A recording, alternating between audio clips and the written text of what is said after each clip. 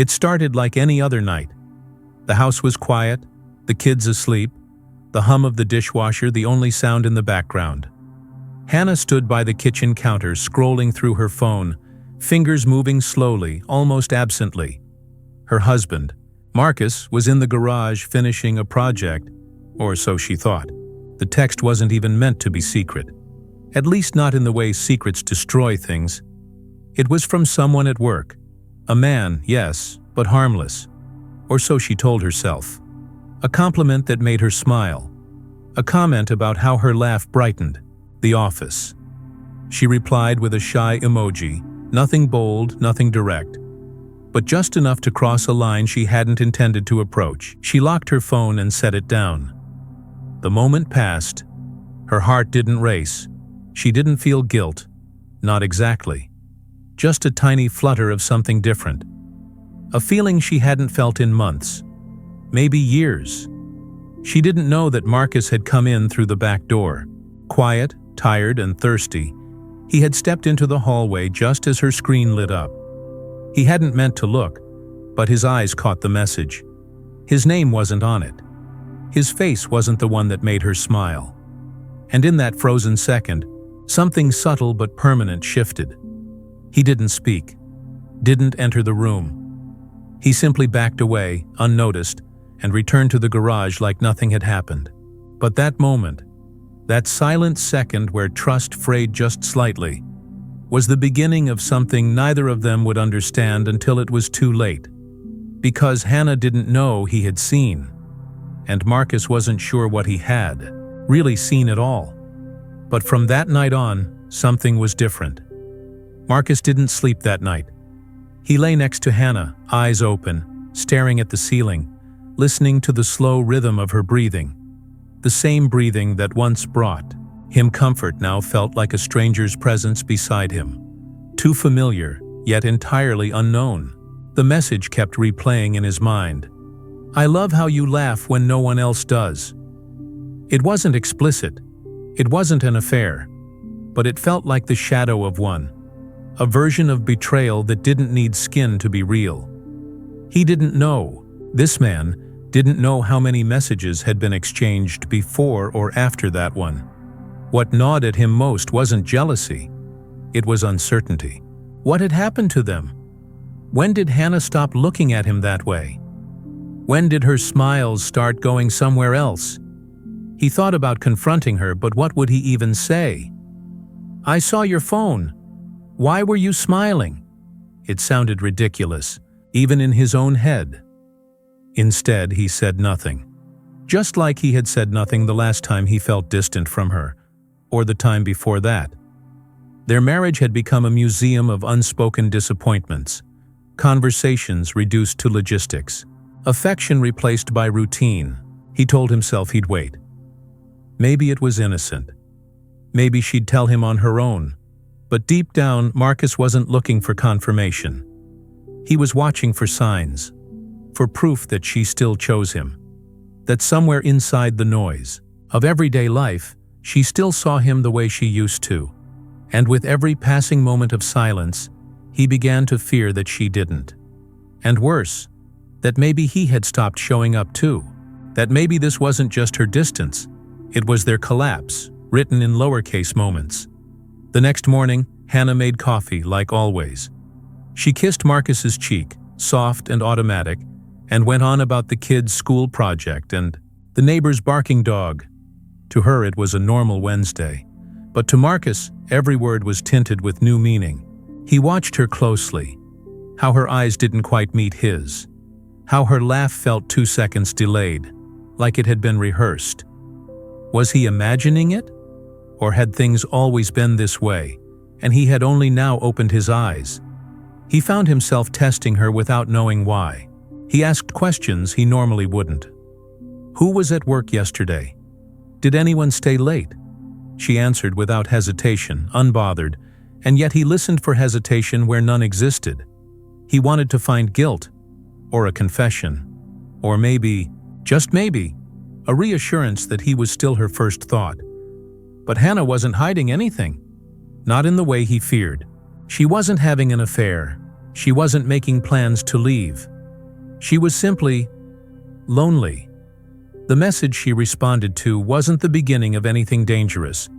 It was a symptom of something already broken. And yet Marcus didn't see that. Not yet. What he saw was distance. A wife who smiled at a screen more than she smiled at him. A partner who talked logistics instead of dreams. And without realizing it, Marcus began retreating. Little things. He didn't tell her when he'd be home. He skipped the kiss goodbye. He let messages go unanswered. And every small act felt justified, because in his mind, she had already left first. She just hadn't walked out the door. And neither of them knew it yet. But from that moment on, they were building something neither of them wanted. A quiet kind of revenge. That night, Marcus sat in the parked car outside their home for nearly an hour. The children were already asleep upstairs, the kitchen light still on, casting a soft glow through the window. He stared at it, as if waiting for something to make sense again. Inside, Hannah was folding laundry, unaware that her husband was only a few feet away, trying to remember when they stopped talking about their dreams and started talking only about bills and pickups. His hands gripped the steering wheel, knuckles white, the phone resting on the passenger seat beside him. It was open to her messages again. Not the message itself, but the timestamp. The proof. 1:32 a.m. He kept replaying that detail over and over. Why would she respond at that hour unless something was missing between them? When he finally walked through the door, she looked up with that same soft smile. The one he used to find comforting, but now felt like a mask. He kissed her forehead out of habit, out of memory, and said he was just tired. She didn't question it, and maybe that hurt him even more, the ease with which she accepted his distance. That night, they lay in the same bed but miles apart. And for the first time, Marcus wondered if knowing the truth was worse than never knowing at all. Because now, every moment felt infected. Every gesture, suspect. What should have been a passing moment, one message from a stranger, had become a turning point. But what neither of them realized yet was that the real change wouldn't come from what was said or done, but from everything left unsaid. And by the time they'd try to fix it, something would already be broken beyond repair. The morning after was painfully ordinary. Pancakes on the stove, the soft murmur of cartoons in the background, the scent of coffee brewing like nothing had shifted in their world. Marcus moved through it like a ghost, his smile mechanical, his laughter rehearsed. Hannah chatted about school drop-offs and weekend plans, her tone light, casual, even caring. But Marcus couldn't stop scanning her every move, listening for inflection, watching for signs. He wasn't looking for guilt anymore. He was looking for certainty, the kind that could confirm whether what he saw on her phone was truly betrayal or simply a conversation taken out of context. But the problem was, context didn't exist in silence, and Hannah wasn't offering any. Not because she was hiding something, but because she didn't know he had seen it. Every word she said felt like a test, every touch, an echo of something that used to mean more. Marcus found himself overanalyzing gestures he once adored. The way she tucked her hair, the way she looked at their daughter with that soft maternal glow. Was it possible, he wondered, that someone who could love their family so purely could still be slipping away? Or had she already gone emotionally, and he just hadn't noticed? He thought of the message again, the vague affection, the late-night reply. It wasn't explicit, but it didn't need to be. Intuition had its own language, and now, everything Hannah did was filtered through that lens. She was still the woman he married, but now every smile carried weight. Every silence rang louder. And what scared him most wasn't that she had done something wrong, but that she might not even realize she had broken something in him that morning, something that wouldn't be easy to repair. By mid-afternoon, Marcus had replayed the message at least 20 times in his head. Not the exact words, but the feeling it left behind. It was short, friendly, but too warm, too late at night, and from someone she had never mentioned before. A name that didn't belong to any of the stories she shared. That was what unsettled him the most. The absence. For all their years together they had spoken of everything, until apparently they didn't. He glanced at Hannah across the kitchen as she cleaned the counter, humming softly. There was no villain in front of him.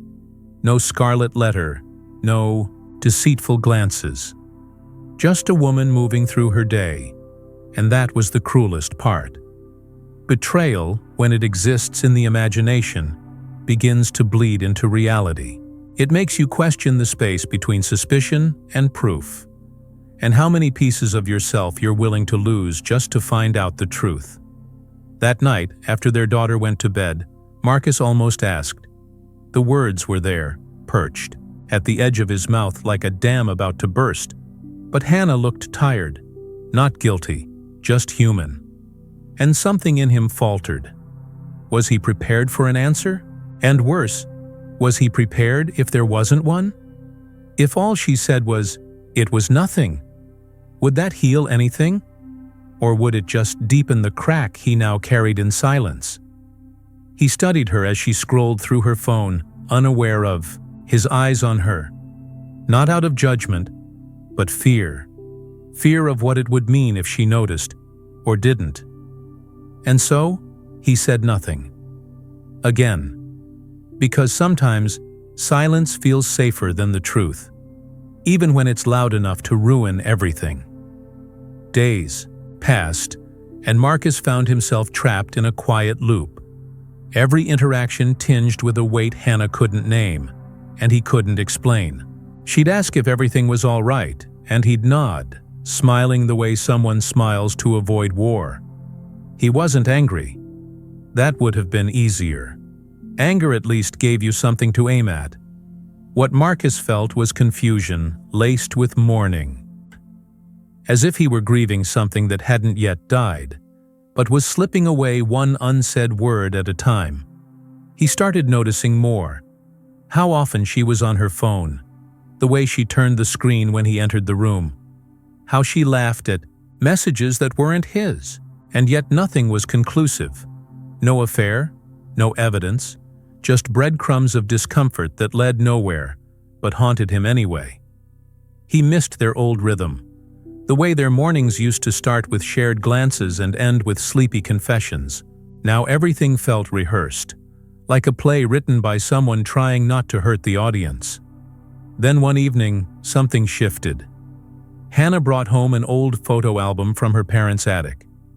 They sat together, flipping through memories, in quiet nostalgia, smiles from their wedding, vacations from simpler years. Marcus saw her eyes soften as she pointed to a picture of them at the beach, their daughter still a baby in her arms. "I miss this," she whispered. And for a moment, so did he. The pain in his chest didn't fade, but it paused. Enough for him to remember what they'd been before the doubts. It didn't erase the message. It didn't answer any questions, but it reminded him that grief isn't always about loss. Sometimes it's about what we fear we're losing, even while it's still right in front of us. That night, long after, Hannah had fallen asleep. Marcus sat in the dim light of the hallway, staring at the closed bedroom door like it held a truth he wasn't ready to face. The message still lived in his mind, its words not just hurtful but echoing. It wasn't just what she said that haunted him. It was the tone, the familiarity, the way her typed words felt like home, but not for him. He pulled out his phone, again rereading it one last time. "I just need to feel seen again." That sentence cut deeper than anything. It wasn't anger, it wasn't betrayal. It was a wound speaking, and he wasn't sure if he had caused it or just ignored it too long. In the silence of that hallway, he realized something that stung more than jealousy ever could. Maybe she didn't cheat on him, but maybe she stopped needing him long before he noticed. The next morning, Marcus made pancakes like he used to. He let their daughter pour too much syrup, kissed her forehead, and smiled through the ache. Hannah watched him from across the table, with quiet confusion, sensing a softness in him that felt foreign, or perhaps forgotten. When he offered her coffee, she reached for it slowly as if unsure whether to accept. And in that small gesture, Marcus saw the entire problem unfold. They were strangers politely pretending to be a family. Pretending well, but pretending nonetheless. He didn't bring up the message. Not yet. He didn't want an apology. What he wanted was harder, for her to choose them again. Not because she had to, but because she remembered why she ever wanted to. And maybe, just maybe, that choice would start with pancakes and end with truth. The days that followed felt like walking a tightrope above silence. Marcus didn't confront her. Not in anger, not in desperation. Instead, he began noticing things. The way Hannah lingered at the kitchen sink longer than necessary. The way she paused before answering his questions, like measuring her words. She wasn't distant, not exactly. She was rehearsing.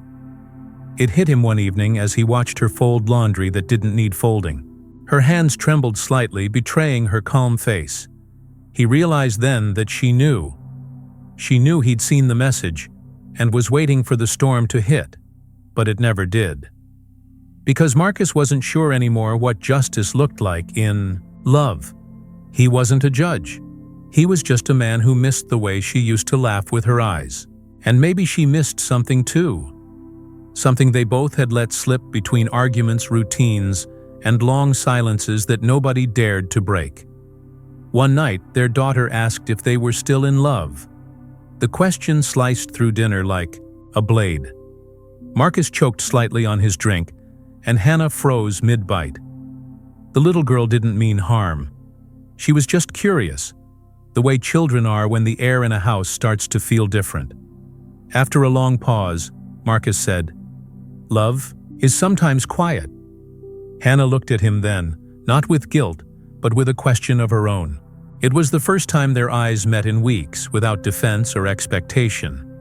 Just two people sitting with the weight of what they hadn't said. And in that gaze, something shifted. Not forgiveness, not yet, but recognition. The kind that says, "I know you're hurting, and maybe I'm hurting too, and maybe we don't know how to stop it, but we remember what it felt like when we did." That night, Marcus couldn't sleep. He lay awake, listening to the soft breathing beside him. A rhythm he once found comforting, now unfamiliar. He kept seeing the name from that message, the casual tone, the hidden history behind it. But he also saw something else. The way Hannah had looked at their daughter after the dinner question, as if her entire world depended on protecting that little sense of family they still had. It wasn't a look of deceit. It was survival, emotional survival. And Marcus began to realize that sometimes betrayal doesn't start with a kiss or a lie. It starts with two people forgetting to see each other. He had disappeared emotionally long before she ever wrote that message. That was the wound. The message was only the scar. In the morning, instead of leaving early like he usually did, Marcus stayed. He made breakfast, brewed coffee, and sat at the kitchen table with no rush. Hannah walked in wearing her robe, startled to see him there. She blinked, unsure if she should smile. "Did you sleep?" she asked quietly. "Not really," he replied. There was a long pause. Then, without looking at her, he said, "I saw the message. Days ago." Her breath caught, and the color drained from her face. "I figured," she whispered. "I wanted to tell you." He nodded. "But you didn't." Another pause. "Because I didn't want to lose you before I understood why. I was losing you." That line hit her harder than any accusation. She sat down across from him. "I thought I had already lost you. A long time ago." There it was. The confession neither of them had said out loud. Not about the message, but about the years they had been slowly fading, and how loud silence can be. They sat there in a silence neither of them tried to escape from. No yelling, no accusations. Just two people finally seeing each other again. Not as heroes or villains, but as the flawed, tired souls they'd become. Marcus looked down at his hands, remembering the first time he held hers. Back when, everything was new and full of promises. Before routines replaced rituals. Before exhaustion replaced affection. "I used to know everything about you," he said softly. "Your favorite smells, your nervous habits, how you used to hum when you were thinking." Hannah's eyes welled up. "You used to leave me notes in my books," she replied. "Even in the cookbooks I never opened, just to remind me I wasn't invisible." And in that moment, both of them felt the ache of what they had let die. Not because they didn't care, but because they stopped tending to it. Like a plant left in the dark too long. It doesn't scream when it dies. It just wilts, quietly. Then, Hannah stood, walked to a drawer, and pulled something out. A small folded note, yellowed at the edges. She handed it to Marcus. "I never stopped keeping them," she said. Inside was one of his old notes. The ink faded, but the words still intact. "No matter how busy life gets, I will always come home to you." Marcus read it twice, 3 times. Something inside him cracked. Not from anger, but from the realization that love doesn't die with betrayal. It dies with neglect. But it can also be reborn if both people are willing to grieve what they lost and build something new from the ashes. He looked up at her, the note trembling in his hand. "Maybe it's time we both come home." The next morning wasn't wrapped in any grand decision. There was no magical reset, no dramatic embrace beneath the rain. Just the quiet murmur of the coffee machine and the scent of cinnamon toast that Hannah used to make when the kids were little. Marcus stood in the doorway of the kitchen watching her butter the toast like she used to, carefully, all the way to the edges. For a second it almost felt like time folded in on itself. But the weight in the air was different now. It was no longer built on assumptions of permanence. They both knew they were standing in the ruins of something they once built with love. And if there was to be anything left, it would require more than forgiveness. It would require truth. "Do you still want to leave?" she asked without turning around. Her voice wasn't pleading. It was level, courageous, tired. "I don't know," he admitted. "I don't know what home is anymore." She turned slowly, holding a steaming mug in her hands, and met his eyes. "Then maybe we need to stop pretending we know what we're doing and start being honest about what we feel," she said. And that, more than any apology or promise, cracked something open between them. They had both spent so long trying to live up to the roles they thought the other needed. The loyal soldier, the patient wife, that they forgot how to simply be human together. In that moment, it was no longer about betrayal or absence. It was about whether two broken people could sit in the same room and still see something worth saving. And for the first time in a long while, neither of them looked away. The days that followed weren't defined by certainty, but by a slow rebuilding made of silence, conversations that started and stopped, and shared moments that neither of them had the words to describe. Marcus didn't move back in, not yet. But he didn't stay away either. He came by in the mornings to help get the kids ready. He lingered longer in the kitchen. He started leaving books on the table. And one night, Hannah found his old sweatshirt folded on the couch. There was no declaration of return, just fragments of presence. Small, almost imperceptible gestures that said, "I'm not gone." And maybe that was the only language they had left. Because how do you trust again when the foundation cracked not from hate, but from the quiet erosion of being strangers, under the same roof? One night, as the kids slept and the house was finally quiet, Hannah pulled out the photo album from their early years. She didn't say anything. She just opened it on the coffee table and let Marcus turn the pages. There were moments captured in glossy prints, holidays, beach trips, baby feet in his hands, And in those still images, they remembered versions of themselves that weren't buried under hurt. He looked up at her, eyes glossy, and whispered, "I miss them." She didn't ask who, the kids, the photos, themselves, because she understood it was all the same. She reached for his hand, not as a promise of reconciliation, but as an acknowledgement. We were real. We mattered. We still do. And it was in that fragile quietness, not in dramatic speeches or sweeping resolutions, that something shifted. Maybe it wasn't healing. Not yet. But it was the first time they had truly seen each other without the war in between. In the weeks that followed, nothing was officially said. No grand return, no announcement to the kids. Marcus simply stayed. Sometimes on the couch, sometimes in the guest room, often falling asleep in the armchair after helping their youngest with homework. Hannah didn't push. She didn't ask for more than he could give. And in that rare restraint, something real began to regrow. Not love as it was, but love as it had survived. A different kind. Quieter, humbler, shaped by wounds and the mutual acknowledgement of failure. They began rebuilding a rhythm. Not perfect, not painless, but honest.